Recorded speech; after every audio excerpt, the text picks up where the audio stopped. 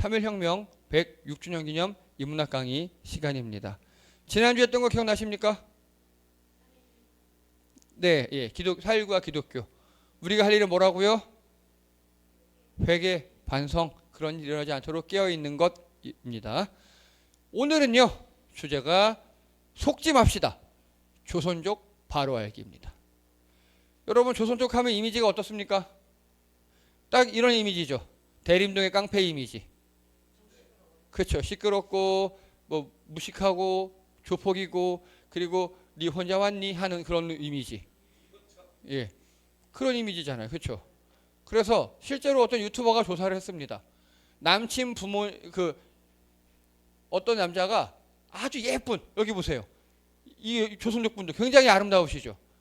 이렇게 긴 생머리 아름다우신 분 데리고 어머니 아버지 제 여자친구가 조선족이에요 라는 실험을 합니다. 그랬더니 남친 부모님은 무조건 헤어져라 라고 한답니다. 이게 우리나라에서 조선족의 현실입니다. 여러분은 어떠십니까? 조선족에 대해서. 예, 오늘 그 이야기를 좀 할 겁니다. 그 이야기 할 겁니다. 먼저요, 우리 정확한 명칭을 좀 알아봅시다. 제외동포. 제외동포라는 분들이 있어요. 제외동포. 외국으로 건너가서 살고 있는 한민족을 모두 다 제외동포라고 합니다. 그래서 제외국민은요, 국적은 대한민국 사람이에요. 즉 우리나라 사람이 해외에 가서 사는 거예요. 이민 말고. 영주권을 하든 뭐 하든 해외에 가서 사는 것을 제외국민이라 그래요. 제외동포는 외국 국적자입니다. 이해되시죠? 여러분 아는 지인 중에서도 해외 나가서 이민 나가 사는 분들 계십니까 혹시? 뭐 간혹 있을 수 있죠. 그런 사람들을 모두 다 제외동포라고 합니다. 정확히 법률에 보면요, 대한민국의 국적을 보유하였던 자라고 합니다. 현재 말고 옛날에. 그리고 대한민국 정부 수립 전에도 국외로 이주한 동포들을 포함한다. 그 직계 비속으로서 외국 국적을 취득한 자 중 대통령령으로 정하는 자, 이 사람들을 제외동포의 출입국 법적 지위에 대한 법률에 제외동포라고 합니다. 즉 엄마 아빠가 한국인이었어요. 그 아들이 나왔어요. 그럼 그 아들이 미국인이지만 제외동포라고요. 이해되시죠? 할머니 할아버지 때 만주로 피난 갔어요. 그래서 손자가 생겼어요. 손자는 제외동포죠. 이해되십니까? 예. 법률적 정의를 좀 알아두셔야 합니다. 그래서 제외동포는 외국 국적을 갖고 있지만 생긴 건 우리랑 똑같은 사람들을 의미합니다. 맞아요. 정확합니다. 자, 제외 국민은 270만입니다. 우리나라 5천만 중에서 270만이 우리 국적을 가지고 해외가 살고 있어요. 그럼 맞춰보세요. 제외동포. 똑같이 생긴 외국인들은 전 세계에 몇 명 살고 있을까요? 자, 480만입니다. 생각보다 많이 살아요. 우리나라 인구의 무려 10분의 1 정도가 해외에 살고 있다고, 외국 국적으로. 이해되시죠?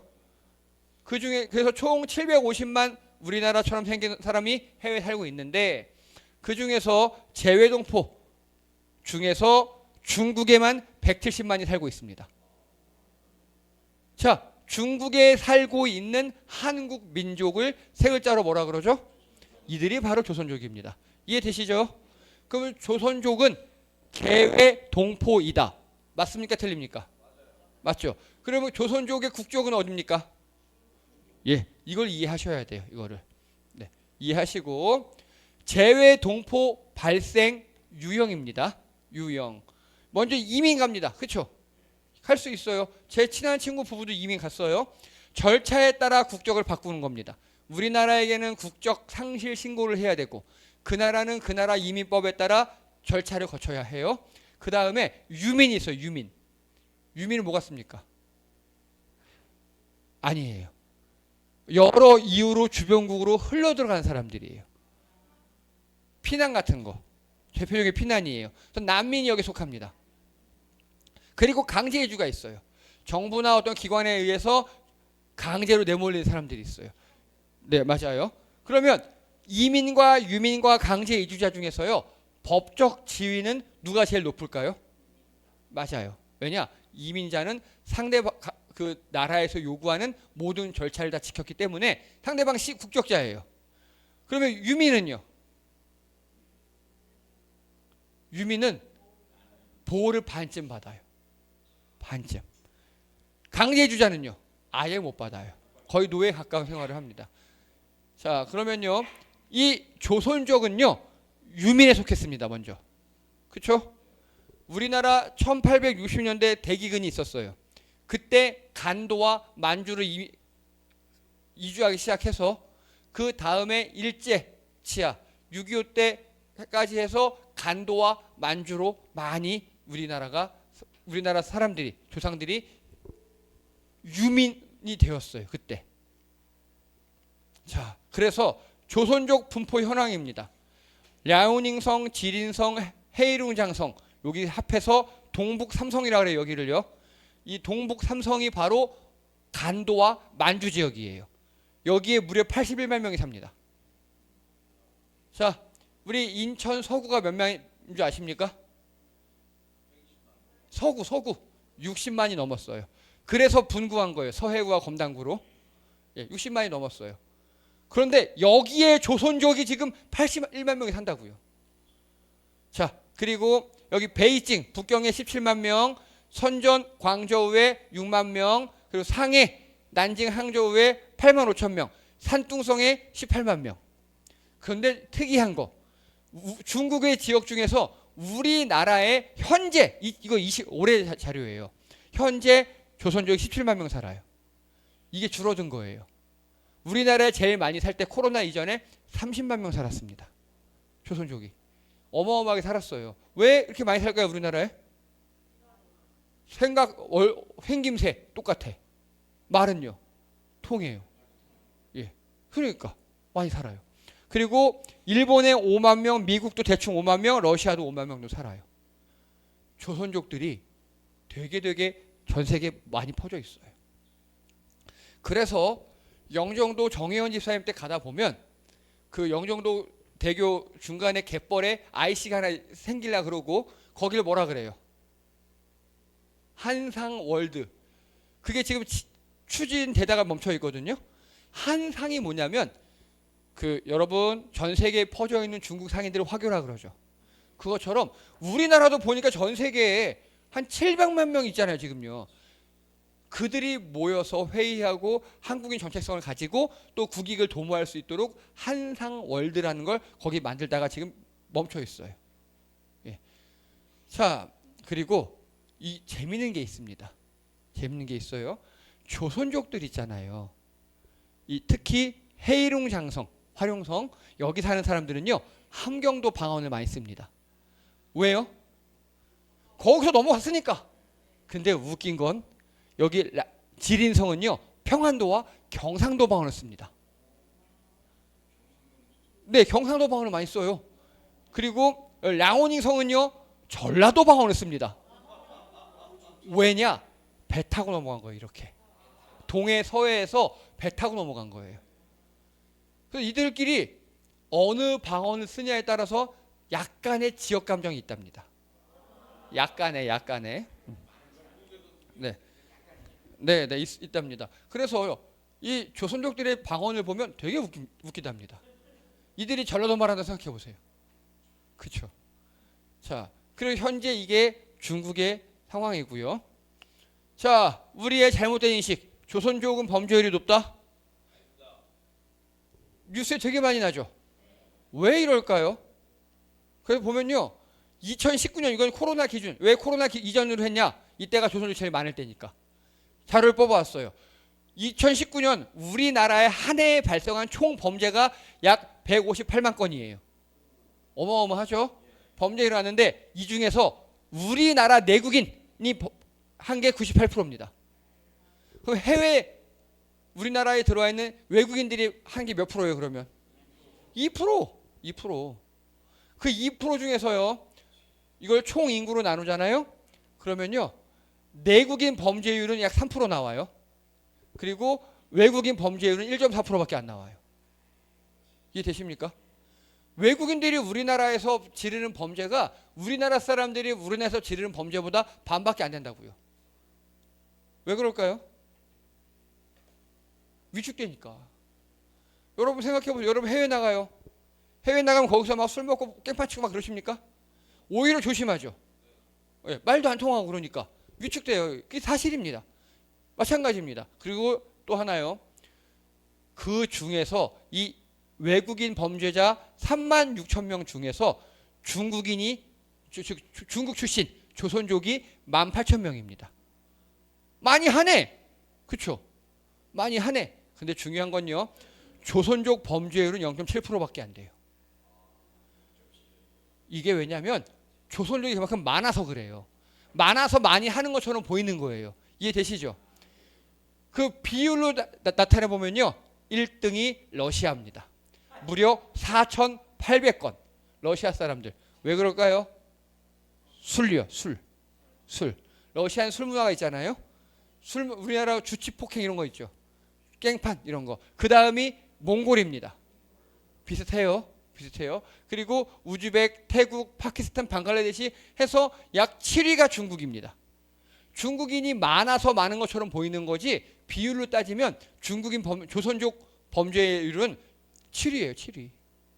이해되십니까 이거? 네. 자, 그래서 조선족 범죄 유형을 보면요. 폭력, 지능, 풍속, 투표 등등등 다 짜잘한 겁니다. 경범죄예요. 다. 경범죄. 왜냐하면 여기 외국이니까. 자, 그래서 조선족은 범죄율이 높다? 틀린 말입니까? 맞는 말입니까? 틀린 말이에요.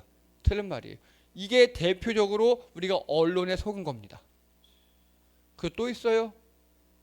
자, 그래서 이거는 경찰서에서 낸 리포트입니다.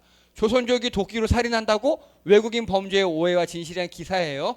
통계로 본 외국인 범죄와 오해, 영화 속 편견이다. 조선족 범죄는 우리 내국인의 64%밖에 안 돼요. 반 정도밖에 안 된다고요. 그래서 외국인 30% 증가하는 동안 강력 범죄는 18%밖에 안 된다요. 다 경범죄라고 외국인들은 다. 즉 조선족이 범죄율이 높다? 뻥입니다. 그 또 있어요.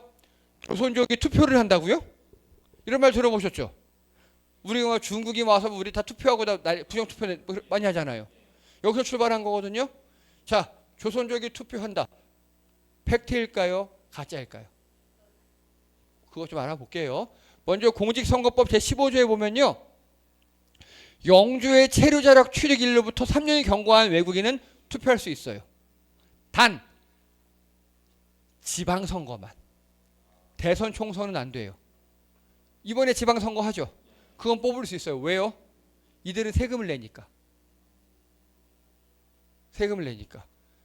대선 총선은 안 되는데 영주권을 취득한 고 3년이 지난 외국인은 우리나라 지방선거에 투표할 수 있습니다. 이거 가지고 이렇게 지랄 연병들 떠는 겁니다. 그래서 외국인에게 지방선거 투표권 국가는 우리를 포함해서 총 45개밖에 없어! 하고 지랄해요. 그런데 여러분 여기에서 말 안 하는 사실이 있어요. 영주권 제도가 있는 나라가 64개밖에 없어요. 영주권이 뭔지 아시죠? 그냥 시민은 아니지만 시민에 준해서 계속 오래 살 수 있는 그거잖아요. 정확히 영주권을 F5 비자라고 합니다. 우리나라로. F5 비자예요. 그러면 조선족은 어떤 비자를 받을까요? 어떻게 알아? 맞아요. F4 비자를 받아요. F4 비자는요. 되게 어려운 비자예요. 하지만 해외에 있는 우리 해외 동포들 있죠. 는 다 받을 수 있어요. 조선족만이 아니에요. 고려인도 받을 수 있고요. 일본에서 태어난 애들 마찬가지고 다 마찬가지예요.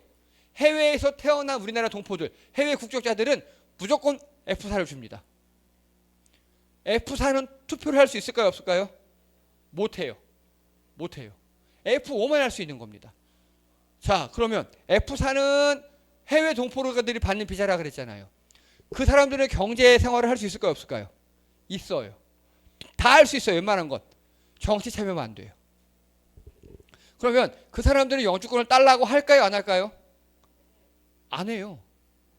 안 따도 관계없으니까. 안 따도 내가 집도 살 수 있고 주식도 살 수 있고 시장도 할 수 있고 사업도 할 수 있고 다 할 수 있는데 왜 땁니까? 딸 이유가 없는 겁니다. 그런데 영주권을 간혹 따는 사람들이 있어요. 있긴 있어요. 여러분, 우리나라 영주권과 우리나라 시민권은 세계에서 따기가 제일 힘들어요. 다시 말씀드릴게요. 이 자리에서 우리가 부모 잘 만나서 한국인이지, 여러분이 해외 살았잖아요. 한국 국적 따기 하늘의 별 따기입니다. 진짜 어려워요.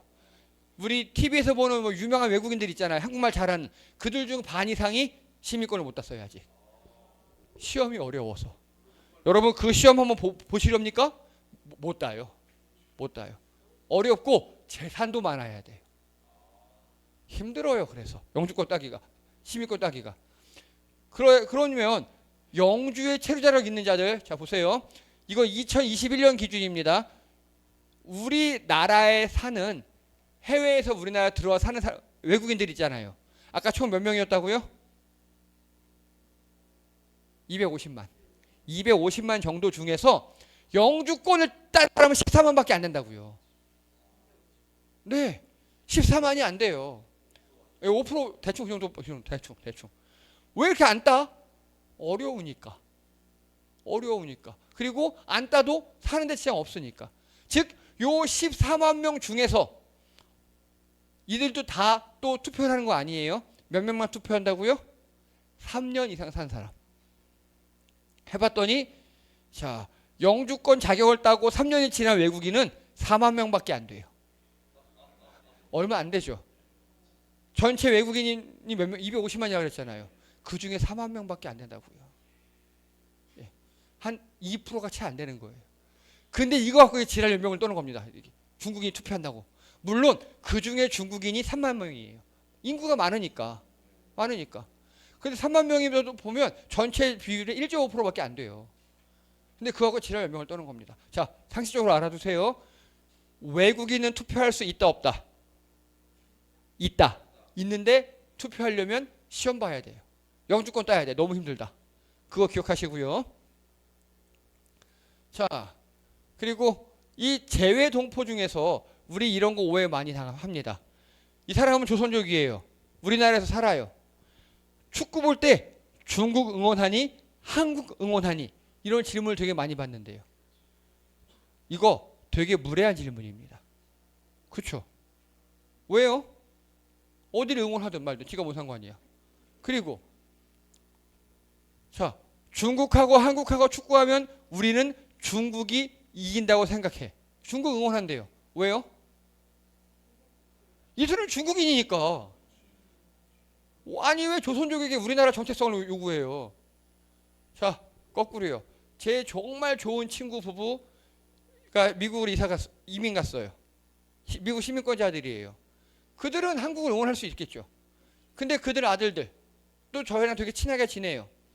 우리나라랑 미국이랑 뭐 월드컵에서 붙었어요. 그들은 어디 응원할까요? 당연하죠. 그들은 태어나서부터 지금까지 미국 응원하면서 같이 하고 내기하고 그러고 살았는데 그건 당연하게 생각해요. 근데 왜 맨날 조선족한테는 우리를 김치 먹으라 그러고 그럴까요? 이게 이중성이에요, 우리의. 자, 조선족은 재외 동포, 즉 외국 국적자입니다. 이들에게 우리나라 정체성을 강요하면 안 돼요. 동화주의와 다문화주의라는 게 있습니다.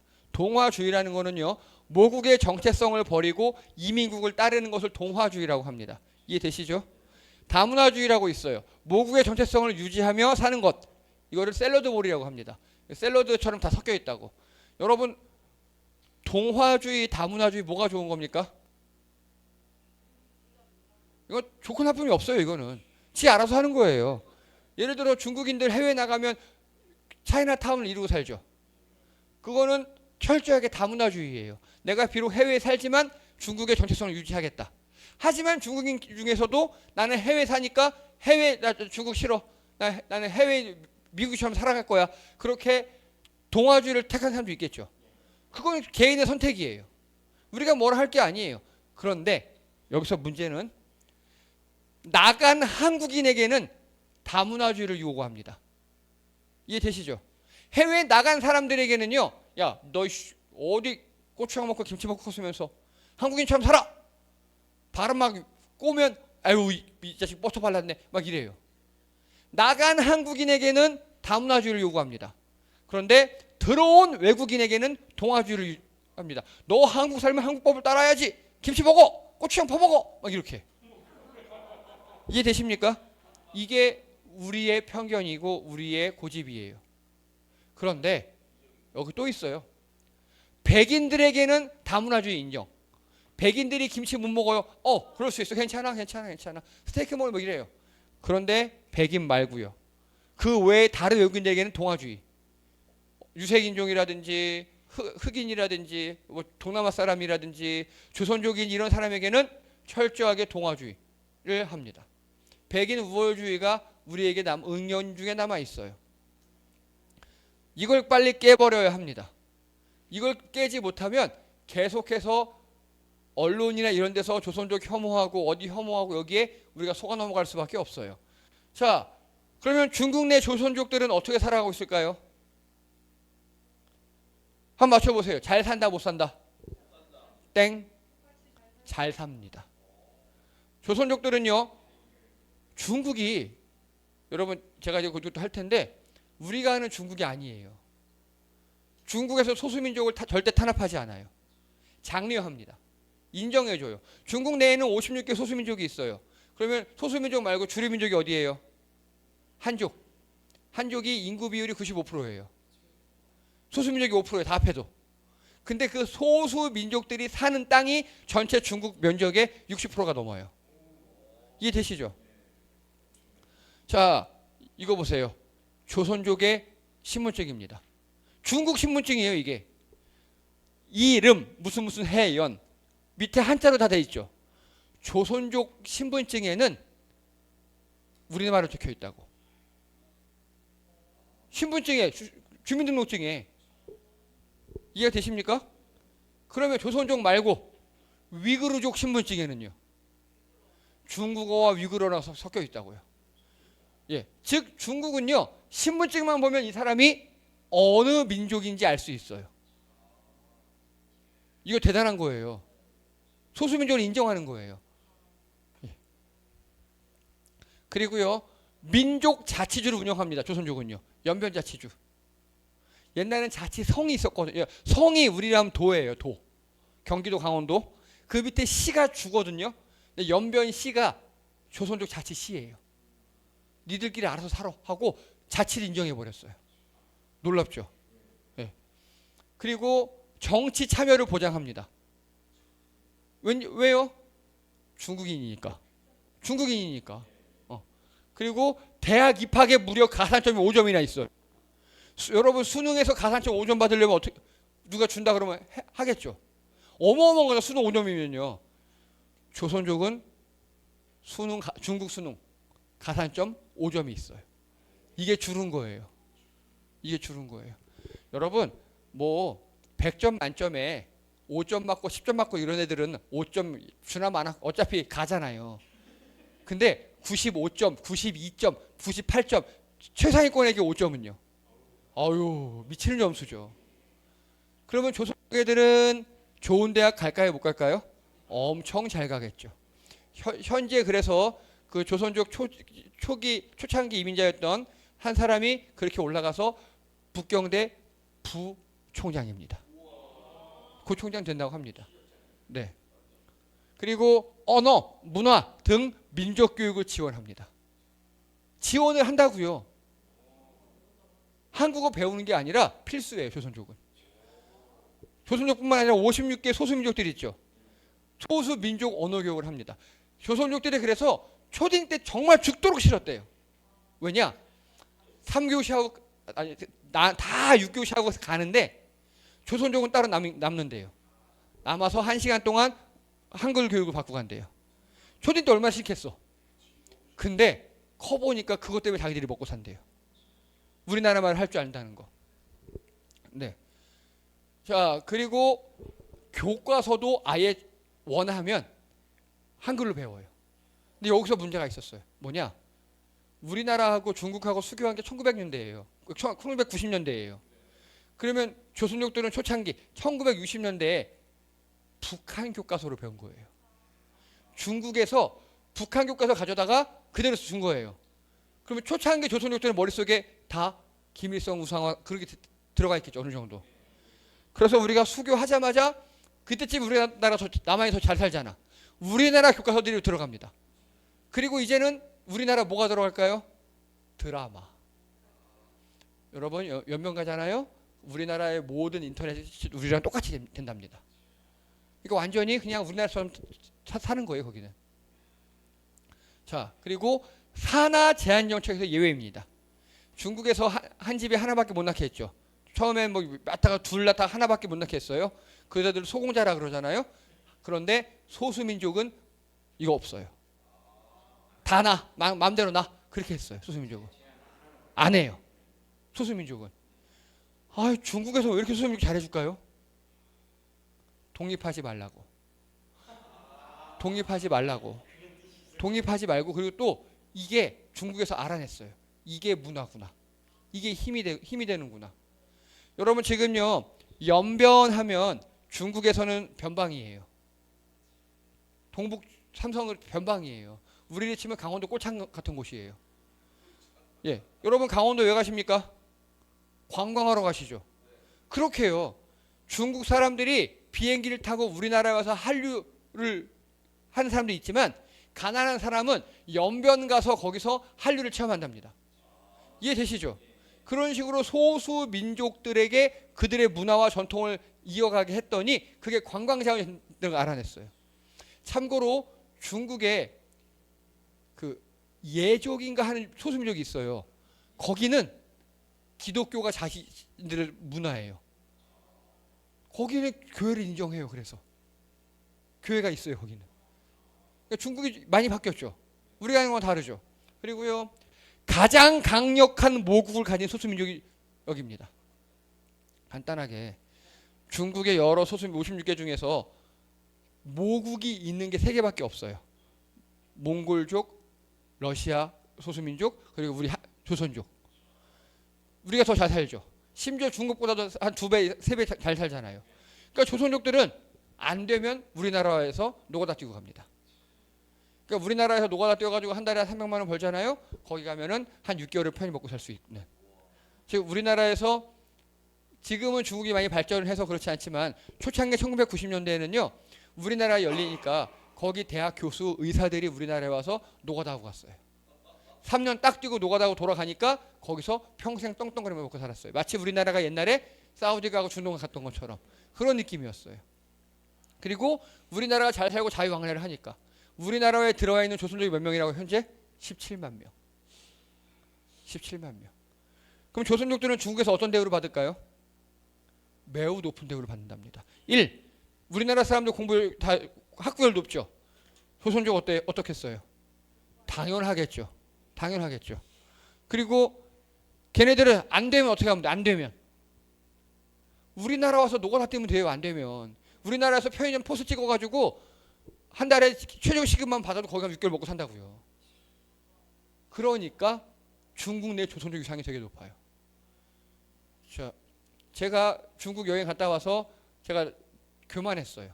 가면서 중국 음식 입에 안 맞을까봐 라면 진라면 5개와 그걸 끓일 수 있는 포트를 갖고 갔어요. 휴대용 포트를. 제가 터키 그리스 가서 정말 절실했거든요. 중국 갔는데 너무 맛있더라고요. 먹었죠. 남은 라면 어떻게 해요? 거기 가이드를 줬어요.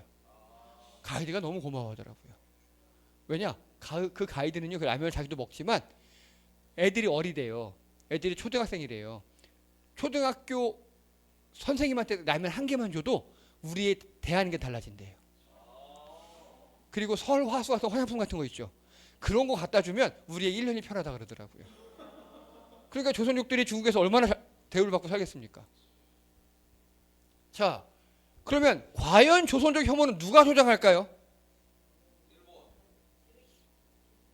자, 이거는요 SBS 그것이 알고 싶다에 나온 장면입니다. 인하대학교 보안 동아리 뉴하트라는 보안 동아리에서 어느 날 우연히 뭐 하나를 발견합니다. 이게 뭐냐? 김치 로치, 김치 바퀴벌레를 아이디를 가진 사람이에요.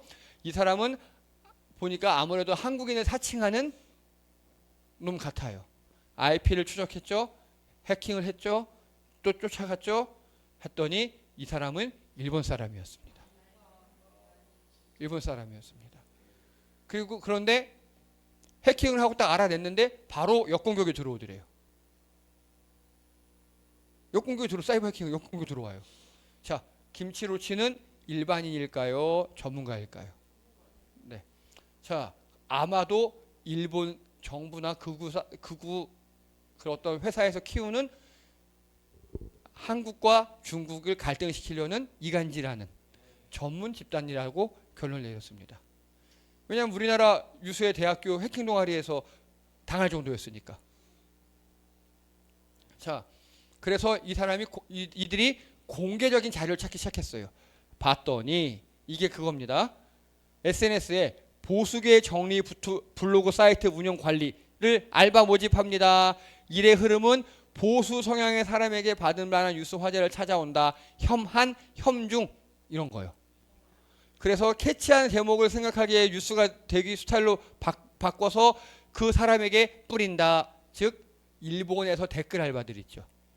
댓글 정도가 아니라 블로그 만들고 SNS 만들어서 한국에다가는 중국 욕하고 중국에다가는 우리나라 사람들이 여러분 공자가 어느 나라 사람이에요? 공자. 중국인이죠. 근데 중국 사람은 어떻게 생각하느냐? 한국인들은 못된 사람들이어서 공자가 자기네 거라고 우긴다 생각해요. 그걸 심어놓은 게 일본 놈들입니다. 그래서 지금 조선족을 매개로 한 한중 협력을 방해하는 게 일본 놈들입니다. 이해가 되십니까? 왜냐? 여러분 우리나라와 중국이 지금보다 더 친해지잖아요. 우리가 윈입니다. 그래 중국은요. 인구가 세계 2위예요. 2위. 솔직히 중국 인구는 잘 집계가 안 된대요. 그렇게 많아요. 스케일이 우리랑 완전 달라요. 근데 거기 사람들이 우리나라 문화를 좋아해요, 싫어해요? 좋아 죽어요. 좋아 죽어요. 산업적으로도 문화적으로도 여러 가지로도 중국과 우리나라가 더 긴밀히 협력할수록 양국 다 커요. 그걸 세계에서 제일 무서워하는 게 바로 일본이에요. 그래서 일본 기업들과 일본 넷 우익들이 이렇게 근데 그 중에 조선족은요. 중국과 우리나라를 이어줄 수 있는 가장 좋은 매개물이죠. 중간자잖아요. 그래서 조선족을 혐오하게 만듭니다. 라고 논문에 나와 있습니다. 쪽발이 새끼들과 그들을 추종하는 매국충들이 우리와 중국이 잘 되는 게 싫은 거예요.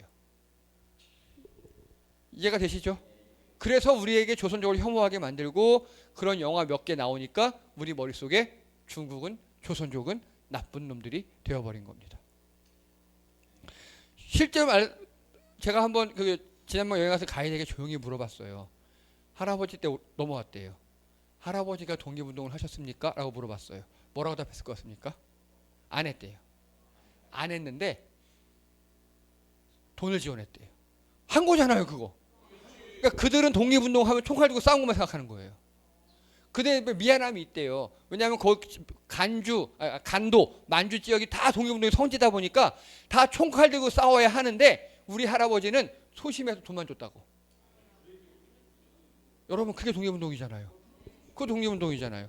그래서 그러면 과연 조선족들은 거의 반수 이상이 독립운동 때 다 죽었대요. 그렇겠죠 당연히.